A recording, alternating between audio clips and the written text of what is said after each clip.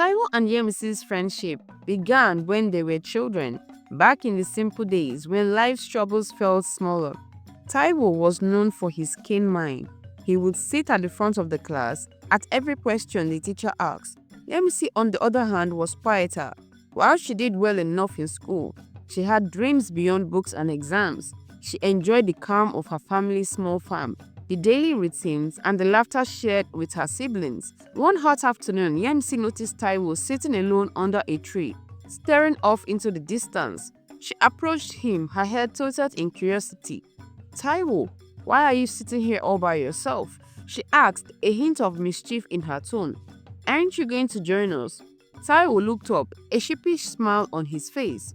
"I forgot my lunch money," he admitted. "It's okay though, I'll be fine." Yemisi frowned. Without a word, she sat beside him, opened her lunchbox, and handed him half of her food. "Here, you can't just sit here hungry." For a moment, Taiwo hesitated, then accepted her offer, grateful yet a little embarrassed. "Thank you, MC. I'll pay you back somehow." She laughed, brushing off his concern. "It's just food, Taiwo. Besides, what are friends for?" From that day on, a friendship blossomed between them. Yemisi admired Taiwo's ambition, the way his eyes lit up whenever he talked about becoming somebody important, and Taiwo, in turn, found comfort in Yemisi's kindness and quiet strength. Even when other children teased her for spending time with the serious boy, she never let it bother her. But as they grew older, life began to shift. Taiwo's parents, proud of their son's intellect, encouraged him to work hard, promising him a bright future. However, tragedy struck when Taiwo and Kehinde lost their parents in a sudden accident. It left the siblings devastated and alone, their dreams threatened by the heavy weight of survival. Taiwo became withdrawn, and the light in his eyes dimmed. He struggled to stay focused in school, overwhelmed by the grief and uncertainty of his future. Yemisi, determined not to let him falter, did everything she could to help. One evening, she found him sitting by the riverbank, his books discarded beside him. She sat down beside him, nudged his shoulder gently. "Taiwo, I know things are hard right now," she began, her voice soft. "But you're one of the smartest people I know. You can't give up on your dreams." He sighed, a bitter smile on his face. "Dreams? How am I supposed to have dreams, Yemisi? There is no one left to support me, no one to believe in me." Yemisi reached for his hands, holding it tightly. "You have me and I believe in you.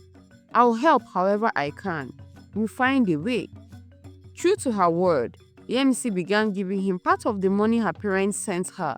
"Use it for your books or anything else you need," she said one day, pressing a few naira notes into his hands. He tried to refuse, but she was firm, her eyes leaving no room for argument.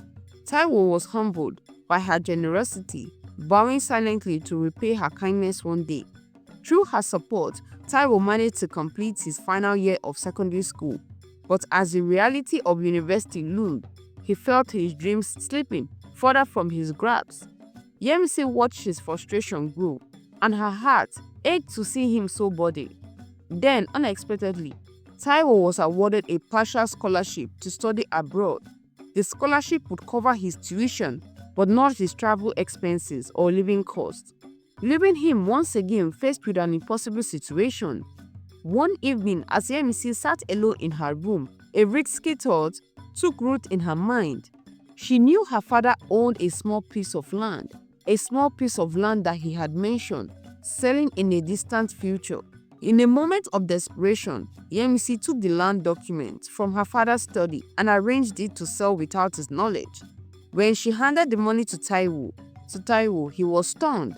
"Yemisi, where did you get this?" he asked, his voice filled with disbelief. "It doesn't matter," she replied, her eyes steady. "This is for you. I know you make good use of it. Just promise you'll come back." Taiwo's voice trembled as he made his vow. "I'll come back, Yemisi. And when I do, I will marry you and repay every bit of kindness you've shown me." The day Taiwo boarded the bus to the city, Yemisi stood at the edge of the dusty road, her heart heavy with a mixture of pride and sorrow. She waved as he leaned out of the window, his voice carrying out the rumble of the engine. Yemisi, don't forget me. I'll come back for you, he called out, his voice full of determination. Yemisi smiled, though her tears nodded. I'll be here, Taiwo. I'll wait for you. As the boys disappeared, Yemisi turned back to the village, clutching the memory of Taiwo's promise close to her heart. She believed in him, in his dreams, and in the life they could build together. But belief alone wouldn't be enough to shield her from the realities of life without him. With Taiwo gone, Yemisi threw herself into her studies. Though her mind often drifted to the thought of him, letters arrived every few weeks, filled with details about his life abroad, the struggles, the triumph, and the new experience he encountered. He wrote of long nights spent studying, of professor who pushed him to the limits, and the unshakable dream of returning home to make a difference. In one letter he wrote, Yemisi, sometimes I feel like giving up. The workload is unbearable, and I miss home. But whenever I think of you, I remember why I'm here. You gave me this chance, and I won't waste it. Yemisi read and reread his letters, finding strength in his words. She replied with updates of her own, careful never to mention her own struggles. She told him about her classes, the progress she was making, and her hopes for the future. But she never told him how hard things had become since he left. Her father, still unaware of the land she had sold, grew increasingly curious about her dedication to her studies. Yemisi, you become so serious these days, he remarked one evening as they sat together on the veranda. Is there something you're not telling me? Yemisi forced a smile, shaking her head. No, Papa, I just want to make you proud. He smiled, putting her hand. You already do, my daughter. Her guilt ground at her, but she reassured herself that she had made the right choice. Taiwo would succeed, and when he returned, everything would fall into place. While Yemisi focused on her studies, Kehinde found herself walking a very different path. Unlike Taiwo, whose success was built on hard work and sacrifice, Kehinde had learned to navigate life through charm and persuasion. After their parents' death, Kehinde had struggled to complete her education. At first, she relied on Taiwo's support, but with him gone, she turned to other means. Men from the villages and beyond became her lifeline, offering gifts and money in exchange for her companionship. Though she managed to complete school, Kehinde's choices left her with a reputation that followed her everywhere. Still, she held her head high, unbothered by the whispers and judgments. Despite their differences, Yemisi and Kehinde maintained a cordial relationship. They would often meet at the market, exchanging pleasantries and reminiscing on Taiwo. Kehinde, Yemisi said one afternoon as they walked together, Do you ever hear from Taiwo? Kehinde shrugged. Not as much as you do. I'm sure he's your husband-to-be, after all. Yemisi blushed, smiling softly. He writes often. He's doing well. Kehinde smirked, her tone teasing. Well, I hope he remembers us, little people, when he becomes a big man. The two women laughed, and they left for their various homes. Years passed, and the day Yemisi was waiting for finally arrived. Taiwo returned to the village, his presence commanding and his achievements evident in a way the villagers greeted him with admiration and respect. He had become everything he had hoped for, a shining example of success. Yemisi stood at the edge of the crowd, her heart pounding as Taiwo's eyes searched for hers. When they finally met, it was as though no time had passed. Yemisi, Taiwo said, stopping towards her. His voice was filled with emotions, and his gaze held her as though she were the only person in the world. Taiwo, she whispered, tears streaming down her face. She ran to him, and he caught her in a tight embrace. I kept my promise, he said softly. I'm back, and now we can begin the life we dreamed of. As they held each other's hand, Kehinde approached, her expression unreadable. Brother, she said with a smile that didn't quite reach her eyes. Welcome home. Taiwo turned to her, smiling warmly. Kehinde, it's good to see you. Kehinde embraced him, but when her eyes met Yemisi's, it lingered for a moment too long. Yemisi felt a chill, a subtle shift in Kehinde's demeanor that she couldn't quite explain. The celebration that followed was filled with laughter and joy, but Yemisi couldn't shake the feeling that something was amiss. Kehinde's smile felt forced, her laughter hollow. It was as though an invisible wall had formed between them. It had been a few weeks since Taiwo's return, and then the initial excitement had begun to settle. Taiwo spent much of his time with Yemisi, discussing their plans for the future, while Kehinde remained in the background, her presence quieter than usual. One afternoon, Yemisi decided to visit Kehinde. She knocked lightly on the door of the small house Kehinde shared with her friend. "Kehinde, is me, Yemisi," she called out cheerfully. After a moment, Kehinde opened the door, her expression unreadable. "Oh, Yemisi, what brings you here?" Yemisi frowned, noting Kehinde's lack of warmth. "I haven't seen you much lately. I thought we could spend some time together like old times." Kehinde hesitated, then stepped aside. "Come in." Inside, the air was heavy. The atmosphere was free and carefree from what they once shared. Yemisi tried to bridge the gap, her voice light. "Kehinde, are you okay? You seem distant lately." Kehinde waved her off. "I'm fine, Yemisi, just busy." Yemisi wasn't convinced. "Busy?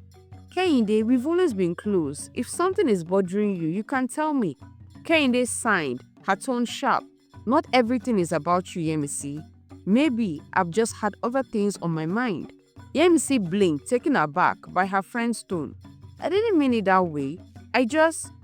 She stopped herself, sensing that pushing further would only worsen the situation. Instead, she stood.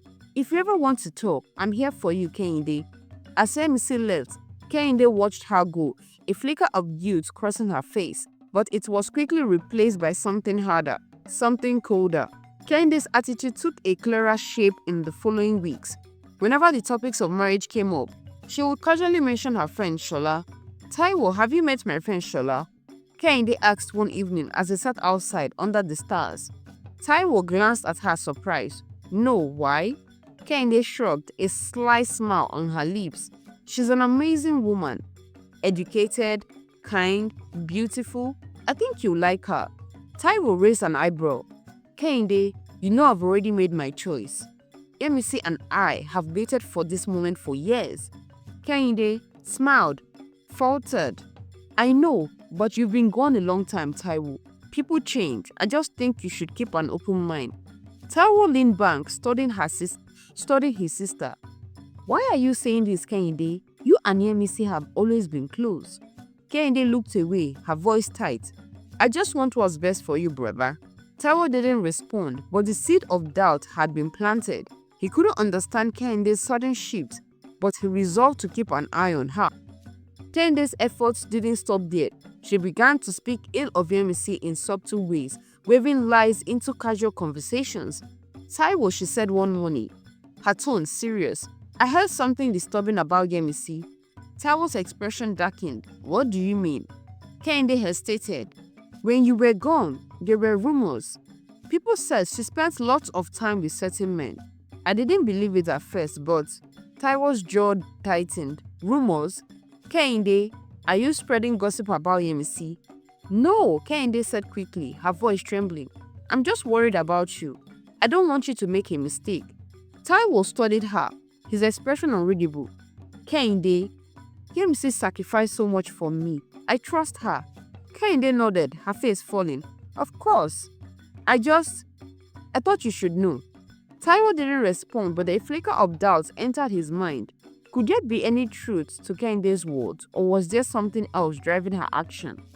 Under Kehinde's insistence, Taiwo reluctantly agreed to meet Shola. To his surprise, Shola was as Kehinde described, beautiful, confident, and eager to please. But something about her felt off. Her smile were too perfect, her compliments too rehearsed. Despite his reservations, Taiwo decided to play along. He needed to understand why Kehinde was pushing so hard for this match. When Kehinde suggested a traditional marriage, Taiwo hesitated. "Kehinde, this is a serious matter. I can't marry someone I don't love." Kehinde's eyes filled with tears. "Taiwo, please, just give her a chance. Yemisi, she's not who you think she is." Taiwo finally agreed, though his heart remained with Yemisi.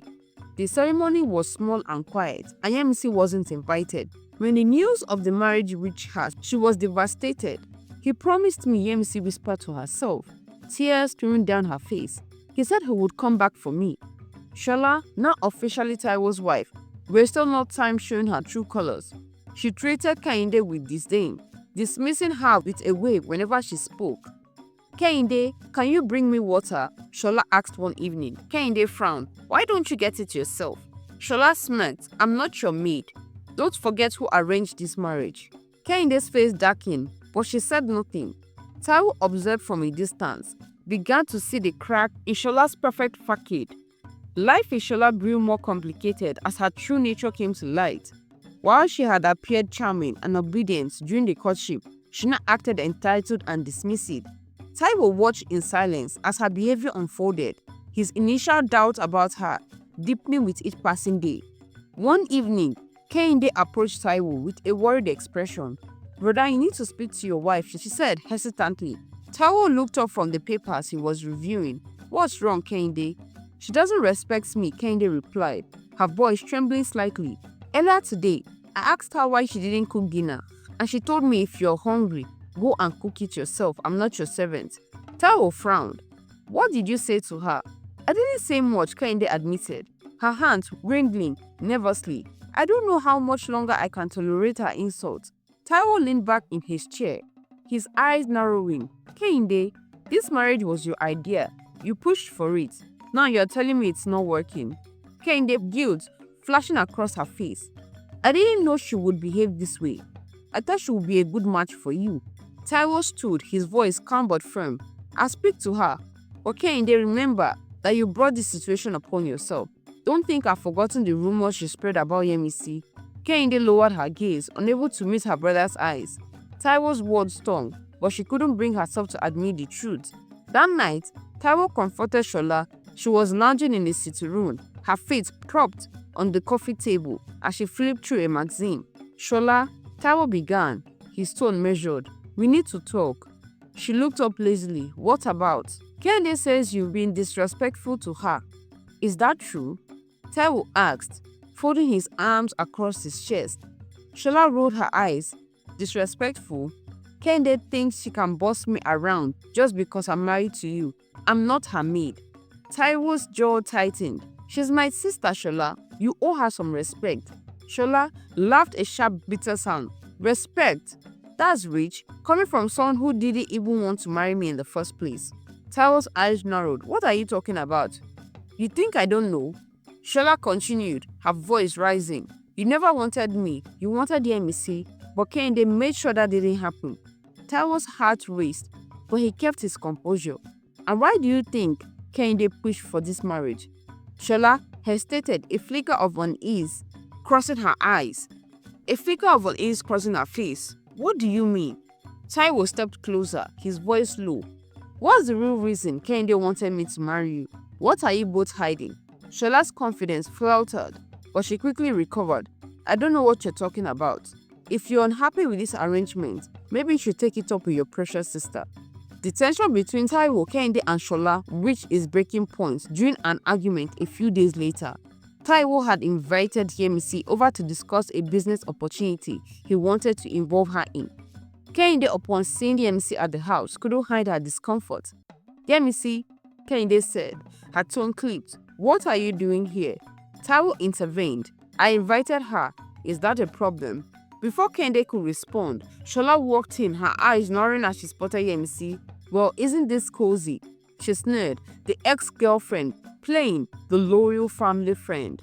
Yemisi frowned. I didn't come here to cause trouble. Taiwo asked for my help. Help? Shola laughed bitterly. Maybe he's trying to relieve his past. Kehinde, stop this. Taiwo snapped, his patience wearing thin. If you have something to say it now. Shola turned to Kehinde, her voice venomous. Go on, Kehinde. Tell him why you didn't want him to marry Yemisi. Tell him about the lies you told. Kehinde froze, her face pale. Shola, don't. But Shola was relentless. She lied to you, Taiwo. She said Yemisi was unfaithful, that she slept around with other men to fund your trip abroad. But do you know the truth? It was Kehinde who was running around with men, taking money from anyone who would give it. Taiwo's expression darkened as she turned to his sister. Is that true, Kehinde? Kehinde stammered, tears streaming down her face. Taiwo, I didn't mean to hurt you. Shola, she threatened me. She said if I didn't help her to marry you, she would ruin my relationship with Femi. Taiwo's voice was cold. So you sacrificed my happiness to save your reputation. Kehinde dropped to her knees, sobbing. I was scared, Taiwo. I didn't know what else to do. Taiwo turned to Shola, his disappointment evident. And you manipulated my sister for your own selfish gain. Shola folded her arms defiantly. Don't act so righteous, Taiwo. You played along, you knew something was off, but you still went with the marriage. Taiwo shook his head. Enough, I'm done with this. Kehinde, you've lost my trust. Shola, your people should return the bride price. This marriage is over. Taiwo's decision sent ripples through the household. Kehinde, wrapped with guilt, spent days trying to make amends with Yemisi. Yemisi, she said one evening, her voice trembling, I don't deserve your forgiveness, but I'm begging you. I made a terrible choice and I hurt you. Please forgive me. Yemisi looked at Kehinde, her expression conflicted. You betrayed me, Kehinde. I love Taiwo and you knew that. You didn't just hurt me, you hurt him too. I know, Kehinde sobbed. I was weak and I let my fear control me. But I'll do anything to make things right. Yemisi sighed, her heart softening, despite itself. It won't be easy, Kehinde. Trust takes time to rebuild. Taiwo meanwhile approached Yemisi with humility. Yemisi, I should have trusted my heart. I let my sister's lies come between us, and for that I'm deeply sorry. Yemisi studied him for a long moment before nodding. Taiwo, you have a lot to prove, but I believe in second chances. In the months that followed, Taiwo and Yemisi worked to rebuild their relationship. Kehinde too began to change, distancing herself from Shola and focusing on repairing the bonds she had broken. Though the journey was far from easy, the family found a way to heal. Taiwo and Yemisi's wedding was a celebration of resilience and love, a reminder that even in the face of betrayal, redemption was possible. Thank you so much, and I hope you enjoyed this one. Please leave it in the comment section what you learned from this story, and I'll see you in the next one. Till then, bye. Thank you so much for watching till the end. Please click on the subscribe button to support us. Turn on the post notification to get notified when I upload a new story. Like, share, and comment your thoughts. Till then, bye.